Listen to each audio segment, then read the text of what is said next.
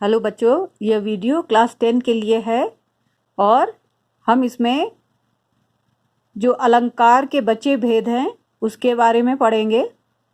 ठीक है, तो आइए, अलंकार का जो तीसरा भेद है वह है उपमा अलंकार। तो हम आज उपमा अलंकार के बारे में समझने की कोशिश करते हैं। तो जहाँ एक वस्तु या प्राणी की तुलना दूसरे प्रसिद्ध वस्तु या प्राणी से की जाती है वह उपमा अलंकार होता है। तो पहले भी जैसा मैं आपको उदाहरण के द्वारा समझाने की कोशिश कर रही थी, यहाँ भी मैं आपको कई उदाहरण दूंगी जिससे आपको यह समझ में आए, और अगर आपको उपमा अलंकार छांटने को बोला जाए तो आप उसे छांट सकेंगे। तो पहला उदाहरण है, मतलब इसको जस्ट मैं समझने के लिए दे रही हूं कि जैसे एक सेंटेंस है, कारगिल स्विट्जरलैंड के समान सुंदर है। ठीक है, तो यहाँ पे कारगिल की तुलना स्विट्जरलैंड से की गई है। ठीक है, मतलब कि यहाँ आप गौर करिएगा कि कारगिल स्विट्जरलैंड के समान, ठीक है ना, तुलना की गई है, के समान है। ठीक है, ये बहुत गौर करना कि यहाँ पे कारगिल और स्विट्जरलैंड की तुलना की गई है। तो कारगिल स्विट्जरलैंड के समान मतलब कारगिल बिल्कुल स्विट्जरलैंड के समान सुंदर है। ठीक है, तो इसको हम उपमा अलंकार कहेंगे।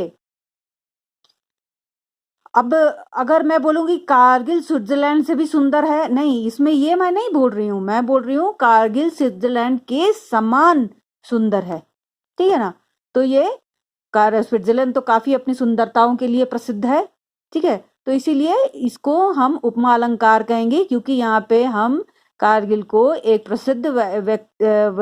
प्रसिद्ध जगह स्विट्जरलैंड से तुलना कर रहे हैं। उसी तरह दूसरा उदाहरण, हाय फूल सी कोमल बच्ची हुई राख की थी ढेरी। ठीक है, तो यहाँ पे आप देखोगे कि जो फूल सी कोमल बच्ची, ठीक है ना, तो बच्ची कैसी, फूल सी कोमल, ठीक है, फूल के समान यहाँ पे उसकी तुलना हो रही है। ठीक है बच्चों, तो आइए अब हम देखते हैं तीसरा एग्जाम्पल, हरिपद कोमल कमल से। ठीक है, तो यहाँ पे भी हरिपद जो है मतलब भगवान का जो पद है वह कोमल है। कैसा कोमल है, कमल से। कमल क्या होता है, फूल होता है। तो यहाँ पे हरि का जो चरण है वह, उसकी तुलना यहाँ पे कमल से की गई है। फिर आगे, मजबूत शिला सी दृढ़ छाती। ठीक है, एक मजबूत शिला मतलब पत्थर, सी दृढ़ छाती, ठीक है, मतलब मजबूत जिगर, दिल।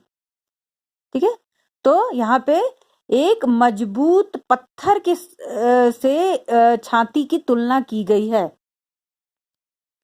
तो यह भी क्या हुआ, उपमा अलंकार हुआ। मोम सा तन घुल चुका दीप सा मन जल उठा। तो यहाँ पे घुले हुए तन की तुलना मोम से की गई है और जले हुए मन की तुलना दीप से की गई है। ठीक है बच्चों, तो ये सब क्या है, यहाँ पे तुलना की जाती है किसी प्रसिद्ध चीज से, किसी की। फिर आगे है, वह दीप शिखा सी शांत भाव में लीन। तो यहाँ पे दीप की शिखा के समान शांत को तुलना, मतलब जब दीप होता है, उसकी जो शिखा होती है, मतलब वो जो बत्ती होती है, वो एकदम बिल्कुल शांत होती है। अगर वो जलते रहता है वो एकदम शांत होता है, तो उसकी तुलना यहाँ पे शांति से की जा रही है। तो बच्चों, यहाँ पे आप ध्यान रखना कि उपमा अलंकार में किसी प्रसिद्ध वस्तु से किसी प्राणी या किसी चीज की तुलना की जाती है। अब हम नेक्स्ट देखेंगे रूपक अलंकार।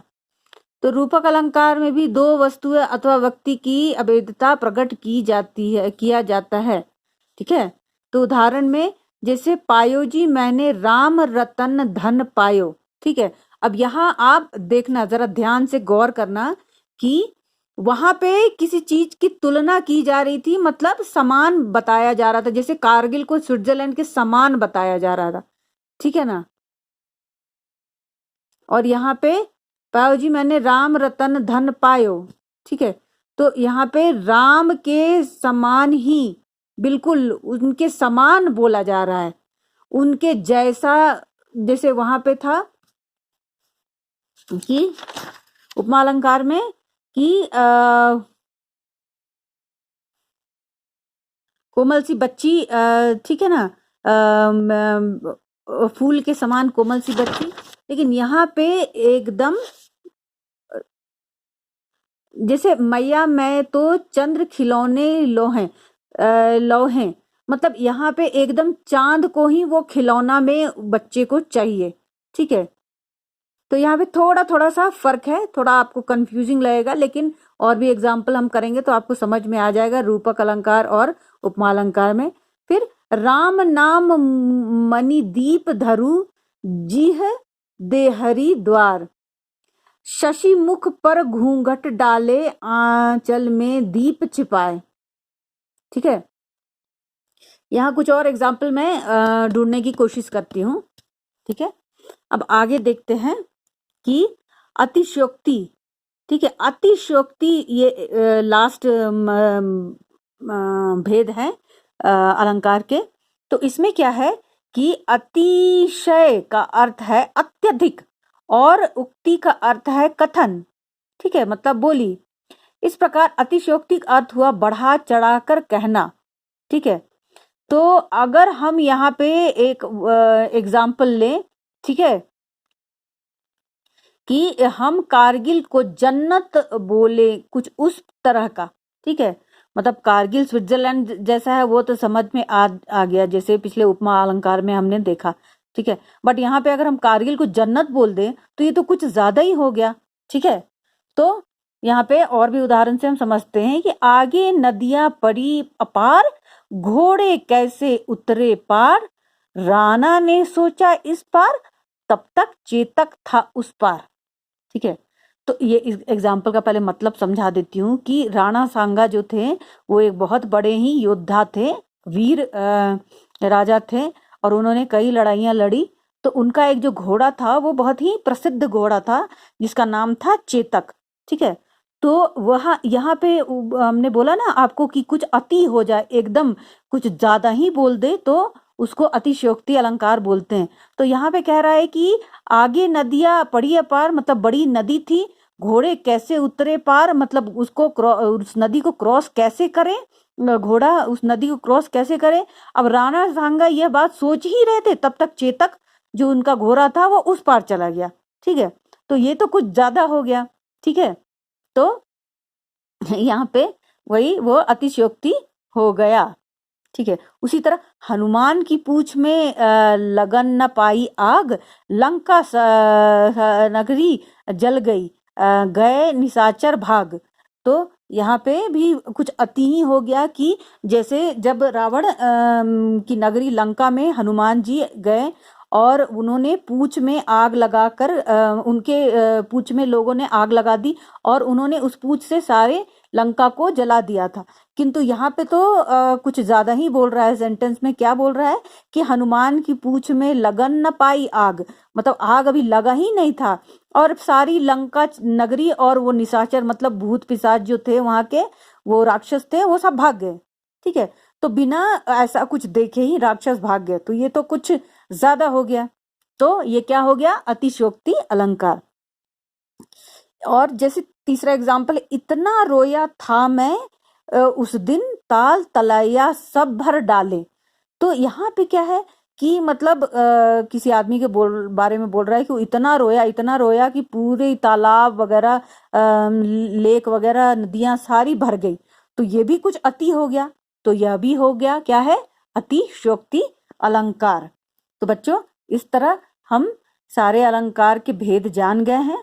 अब आप अपने ग्रामर बुक से इसके कुछ कुछ एग्जाम्पल देखिएगा तो आपको काफ़ी कुछ इसका मतलब इसको प्रैक्टिस करने से ही आपको क्लियर होगा।